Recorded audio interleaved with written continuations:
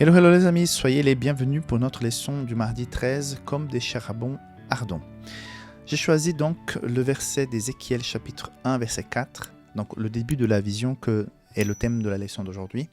Je regardais et voici un vent impétueux venant du nord, un nuage à l'aspect terrible et un feu s'élevait du milieu de ce nuage et du milieu du feu sortait un éclat, c'est-à-dire une vision vraiment incroyable qui laissait n'importe qui bouche bée devant ces scènes de manifestations divines avec tous ces éléments qu'on connaît. Donc les nuées, les éclats, les nuages.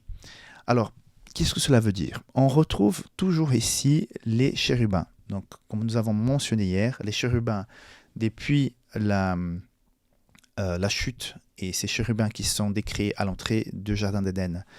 On voit aussi ces chérubins dans les visions d'Ésaïe, comme on a vu aussi hier ou avant-hier, comme dans la vision d'Ézéchiel, comme on verra aussi dans l'Apocalypse 4, ces éléments se retrouvent partout.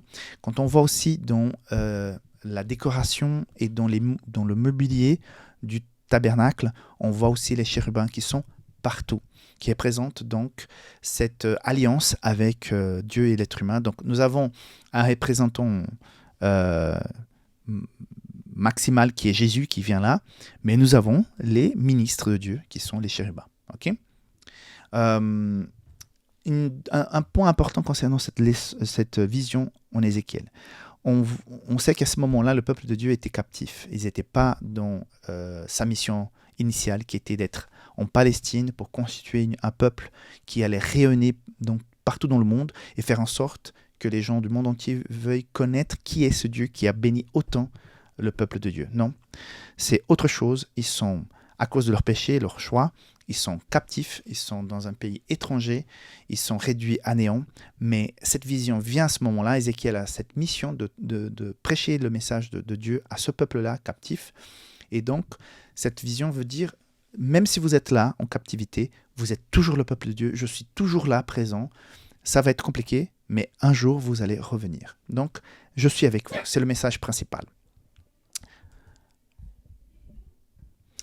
Et quatrième et dernier élément de la leçon d'aujourd'hui, c'est que les anges et les humains, donc c'est un petit commentaire qui vient tout en bas de la leçon, les anges et les humains ont été créés pour refléter la gloire de Dieu et se sont liés à son dessein éternel. C'est vrai que quand je pense au ciel, je pense à toute cette humanité renouvelée, transformée, qui est là en train d'adorer le Seigneur, qui sont à son image et ressemblance, mais comment seront les autres êtres célestes? Je ne sais pas exactement comment ils vont être. J'ai l'impression qu'ils seront tous pareils à Dieu, qu'on est tous à son image et ressemblance.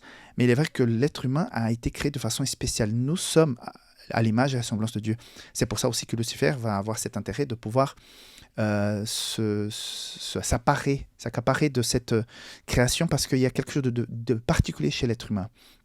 Donc, je ne sais pas comment ils seront. Moi, si je suis au ciel, que je sois une petite créature toute simple qui est là, je suis content. Mais selon ce que je peux comprendre, c'est que les créatures célestes, que ce soit les êtres qui existent déjà et l'être humain qui a été créé après, nous serons tous là pour rendre gloire à Dieu. Je ne sais pas quelle forme ils auront. J'ai toujours cette idée qu'ils sont semblables à nous. Mais il y a quelque chose de particulier chez l'être humain. Donc, toi et moi, nous sommes appelés à glorifier Dieu par notre relation avec lui aujourd'hui, mais surtout par notre rédemption et notre présence pour l'adoration, pour l'éternité dans les cieux, pour ce Dieu magnifique, plein d'amour, qui a partagé ce pouvoir de création, créant des créatures qui sont heureuses d'exister et qui sont là pour l'adorer. Donc j'imagine que ça serait quelque chose qui va dépasser tout notre entendement aujourd'hui, mais qui va être extraordinaire.